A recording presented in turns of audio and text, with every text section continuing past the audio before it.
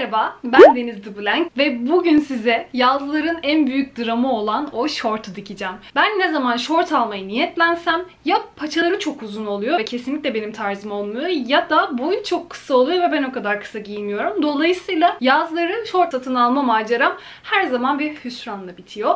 Ama bu sefer yılmadım. Sizin için hem duble paça hem de çok keyifli bir şort diktim. Hatta hiç üşenmedim. Acaba bu diktiğim şortun benzerleri var mı diye de biraz araştırdım. Massimo Dutti'de ve bir başka markada benzerleri buldum gibi gördüğünüz gibi. İkisinin de fiyatları 500 liranın üzerinde. Bense sadece nereye diktim? Benim kullanmış olduğum kumaş keten ve keten bence yazın en büyük dostu. Hem çok kullanışlı hem de çok sağlıklı. Üstüne bu şort için ihtiyacınız olan yaklaşık 1 metrelik bir kumaş. Ben duble paça pantolonları çok seviyorum. Özellikle havuç pantolonlarda uzun böyle salaş pantolonların paçasında bence çok şık duruyor. Her zaman yapmayı çok korkmuştum. Açıkçası bu video ile bu korkumu da yendim. Umarım sizin için de olabildiğince kolay şekilde açıklamışımdır. Şayet siz de bu videoyu izledikten sonra benzer bir proje yaparsanız Made with the Blank etiketiyle paylaşırsanız şayet ben de sizin yaptığınız bu güzel projeleri bulurum ve kendi Instagram'ımda paylaşarak projelerinizi bir nebze olsa kendimce destek vermeye çalışırım. Orada bir not.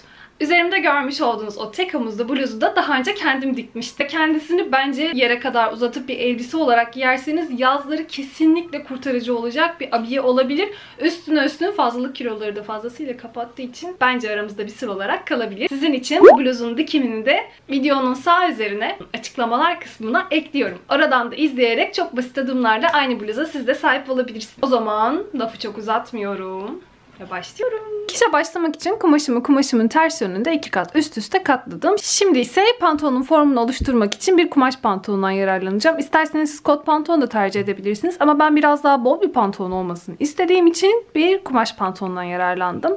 Pantolonumu içine geçecek şekilde yerleştirdim. İlk olarak arka kısmı yapacağım. Ben şortumun uzunluğunun yaklaşık 45 cm olmasını istiyorum. O yüzden yukarıdan aşağıda 45 cm'yi bularak işaretliyorum. Burada devam ediyorum. Tam karşısında bu noktayı bularak işaretliyorum. Pantolon paçamın genişliğini biraz daha genişleterek bu şekilde aktarıyorum. Ve formunu kumaşıma aktarıyorum. Aktarım işlemlerini yapıp parçamı hazırladığımda son görüntüm böyle olacak. Bildiğiniz gibi benim pantolonum biraz daha bu taraflara göre dardı. Her iki taraftan da yaklaşık 2 cm bolluk vererek pantolon formumu daha geniş hale getirdim. Şimdi ben bir başka ekleme daha yapmak istiyorum. Bel kısmına bir pens ekleyeceğim. Bel formumu daha önce aktarmıştım zaten. Bunun tam orta noktasını buluyorum. İşaretlemiş olduğum yerin sağında ve solunda 1.25 cm'yi buluyorum. Yani tam olarak 2,5 cm genişliğinde bir pensim olmuş oluyor. Noktadan aşağıda da yine 10 cm'yi buluyorum. Daha önce işaretlemiş olduğum diğer noktaları birleştiriyorum. Bunu yapmamın sebebi arka tarafta vücuduma daha iyi oturması. Ama şimdi neticede burada 2,5 cm'lik bir daraltma yaptıysam buradan da dışarıya bunu taşırmam lazım ki bu pantolonu giydiğimde içine sığabileyim. Bu yüzden de bitiş noktam olan bu noktadan dışarıda 2,5 cm'yi taşma yapıyorum. Bel hattımı oraya doğru uzatıyorum.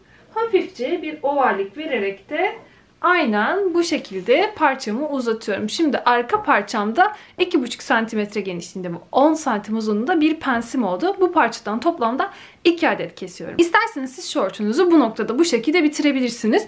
Tüm çevresi boyunca 1 cm, etek ucundan yaklaşık 2 cm dikiş payı vermeniz yeterli. Ama ben klasik şortlarda dışarıya doğru bir katlama payı var ve onun da şortumda olmasının şık olacağını düşünüyorum. Bunun için de izleyeceğim adımlar şöyle olacak. Etek ucuna yapacağım bu işlemi daha iyi anlatabilmek için bir kağıttan yararlanarak biraz modellemeyle anlatmaya çalışacağım size. Bunu sizin paçanızın olduğunu düşünün ve paça kısmında paçamın bitmiş halinin buraya kadar olmasını istediğimi düşünün. Geliyorum parçamın paçasının kısmını buraya kadar katlıyorum.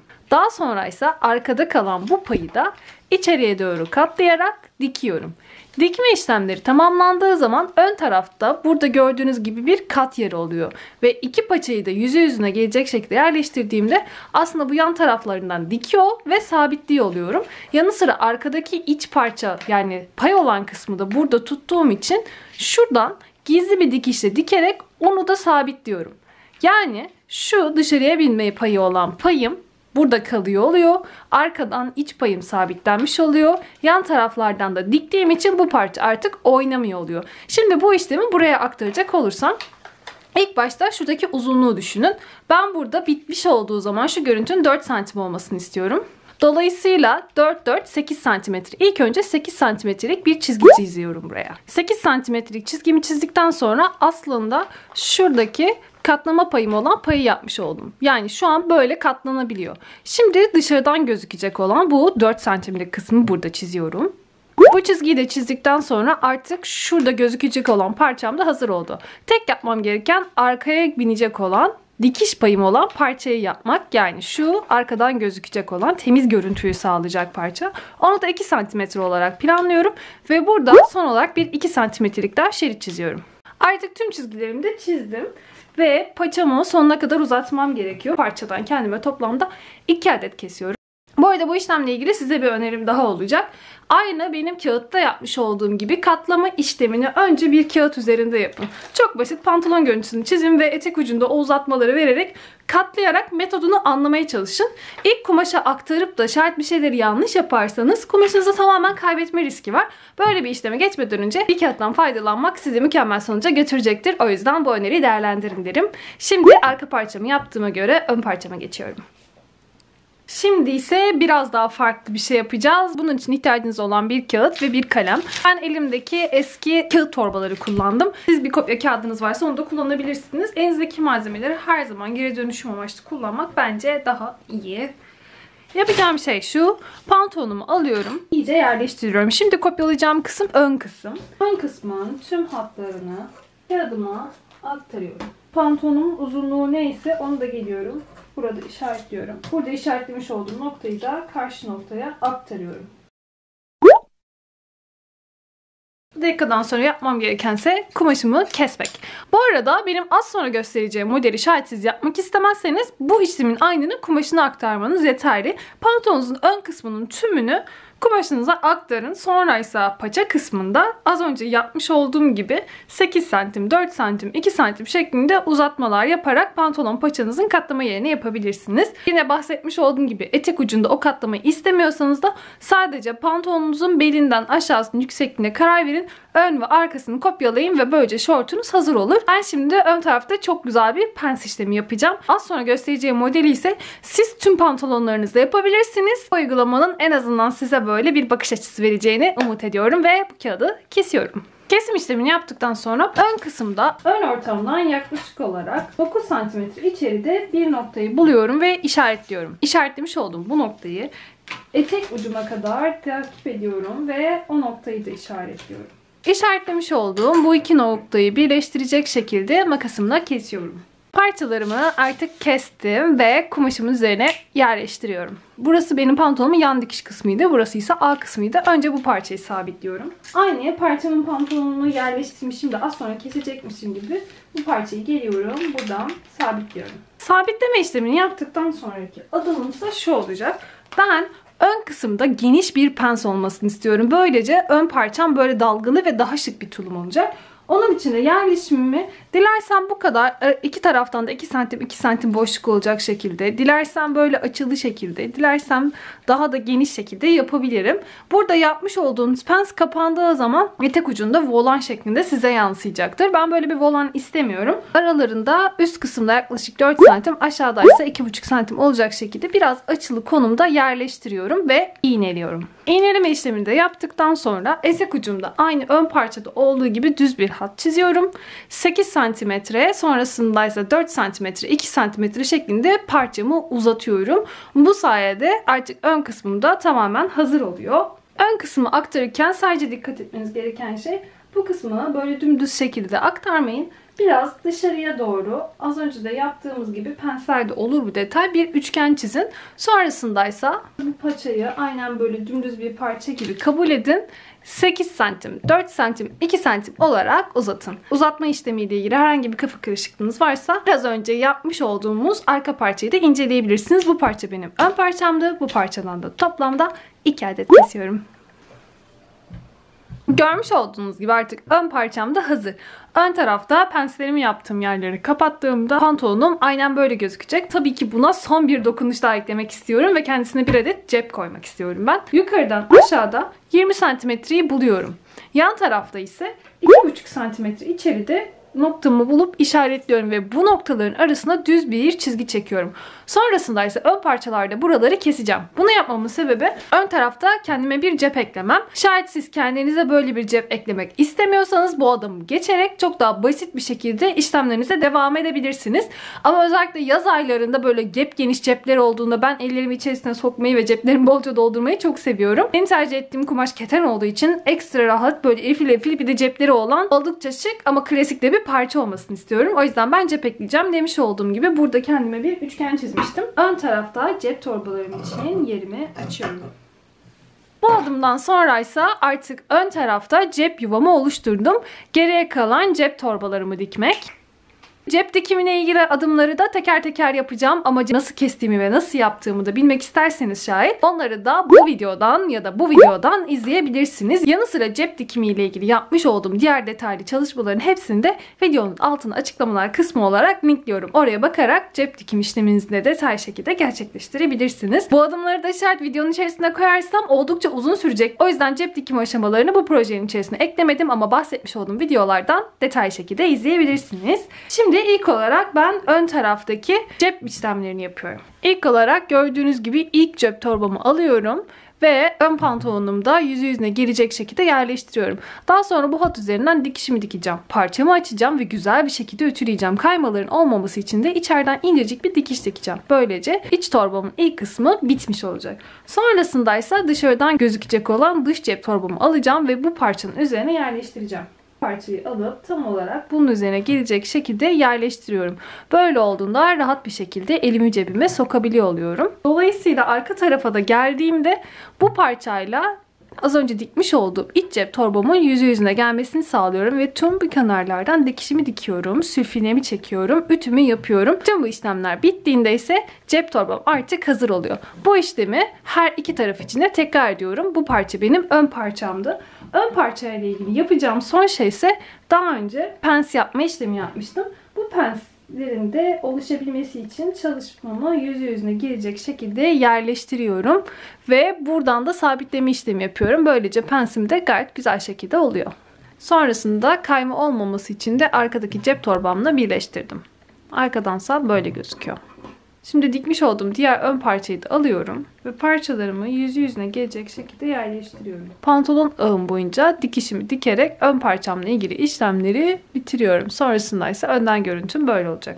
Görmüş olduğunuz parça ise arka parçam. Arka parçamın penslerini diktim. Daha sonra ise ütüleyerek temiz bir görüntüsünü yaptım. Diğer arka parçamı da alıyorum ve yüzü yüzüne gelecek şekilde yerleştiriyorum. Daha sonra pantolon ağım boyunca dikişimi dikiyorum ve arka parçamı da hemen hemen birleştirmiş oluyorum. Şimdi ön ve arka parçayı birleştiriyorum. Parçalarımı yüzü yüzüne gelecek şekilde yerleştiriyorum. İç bacağımı, yan tarafımı dikiyorum. Sadece bu tarafı dikmiyorum. Ben pantolonumun dışarıdan sol taraftaki kısmında fermuar olmasını istiyorum. O yüzden bu tarafı en son dikeceğim. Tek tarafından pantolonumu diktiğimde son görüntüm bu şekilde oldu. Şimdi ben bel hattını yapacağım. Bunun için kendime bir adet kuşak kestim. Kuşağım belimin uzunluğu kadar ve genişliği de bitmiş halinde 3,5 cm. Bu parçayı alıyorum. Herhangi bir taraftan başlayarak tüm bel çevrem boyunca aynen böyle sabitliyorum. İlk önce kumaşımın dışarıdan gözüken kısımlarından başlıyorum ve tüm bel hattım boyunca iğnelediğim yerlerden dikişimi dikiyorum. Bel kemerimi de taktıktan sonra görüntüm böyle olacak. Şu an diğer parçasını dikmedim çünkü önce fermuarımı dikmem gerekiyor. Ben gizli bir fermuar kullanacağım. Siz başka parçalarda kullanabilirsiniz. İlk olarak fermuarımı açıyorum. Fermuarımın dışarıdan gözüken kısmıyla pantolonun dışarıdan gözüken kısmını buraya kadar, yani bel kuşağımın en üst noktasına kadar gelecek şekilde yerleştiriyorum. Fermuarının dişlilerinin en yakın olan noktasından gelecek şekilde gizli bir fermuar ayağından yararlanarak dikişimi dikiyorum. Diktikten sonra ise bu kapağı üzerine kapatarak burada gizli fermuarımın temiz bir bitişi olacak. Önce bu parçayı yapıyorum. Sıra diğer tarafa geldi. Burası pantolonun içeriden gözüken kısmı, benim işlemim ise dışarıdan gözüken kısmıyla olacak.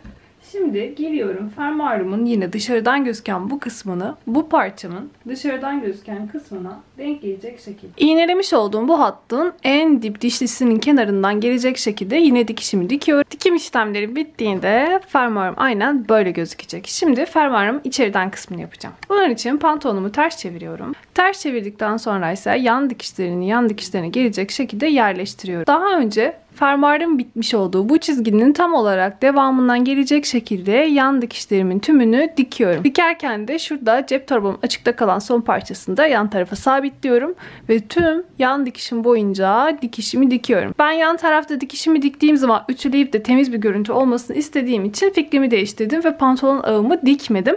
Bu yan dikiş dikeceğim, ütümü tüleyeceğim. Sonrasında ise pantolon ağ kısmımı da dikeceğim ve onun da ütüsünü yapacağım.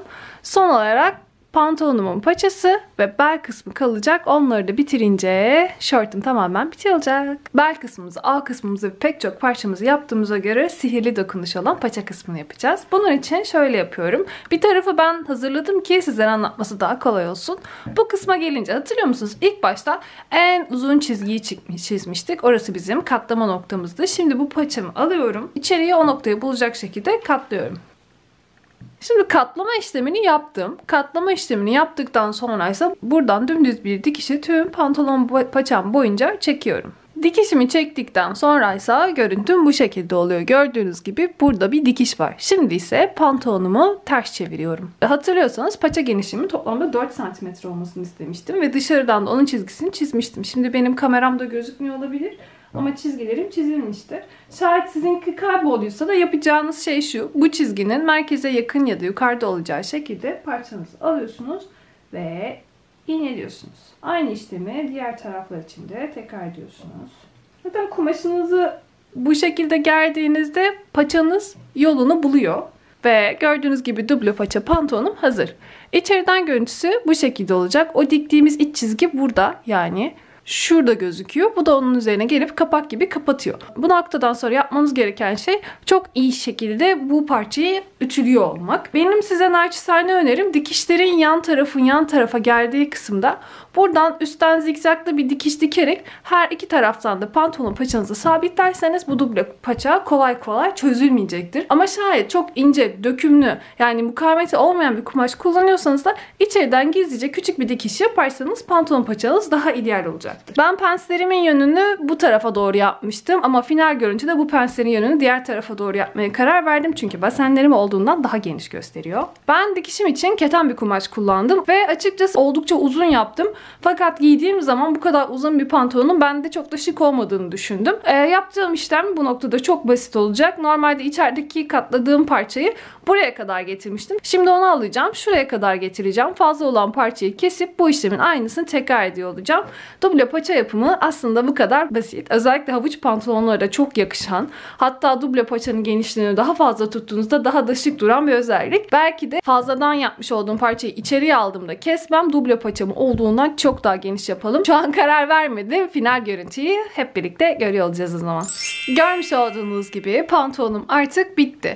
Paça kısımlarındaki duble paçalarımı da daha sonra ütüledim ve böylece tertemiz bir bitişi oldu. Ön taraftaki prillerimi ise dışarıya doğru çevirdim. Böylece daha simetrik bir görüntüsü oldu. Ben belimi çok yüksek yaptığım için belime bir de toka takmadım ama siz toka takıp kemerde yapabilirsiniz. İsterseniz bu pantolonun paçalarını dümdüz aşağıya doğru indirip kendiniz oldukça salaş bir pantolon da yapabilirsiniz. Umarım dikmiş olduğum bu video hoşunuza gitmiştir. Ben haftaya da burada yepyeni bir içerik hazırlayarak sizleri bekliyor olacağım. Umarım siz de burada benimle beraber olursunuz ve yorumlarınızı da benimle paylaşırsınız. Halen daha kanalıma abone değilseniz de kanalıma abone olup zili açarsanız videom yüklendiğinde ilk siz haberdar olabilirsiniz. Şayet Instagram'dan da sizlerle tanışmadıysak TheBlank'ten beni takip edebilirsiniz. Benim bu haftalık söyleyeceklerim bu kadar. O zaman haftaya tekrar burada buluşmak dileğiyle. Sevgiler. Görüşmek üzere.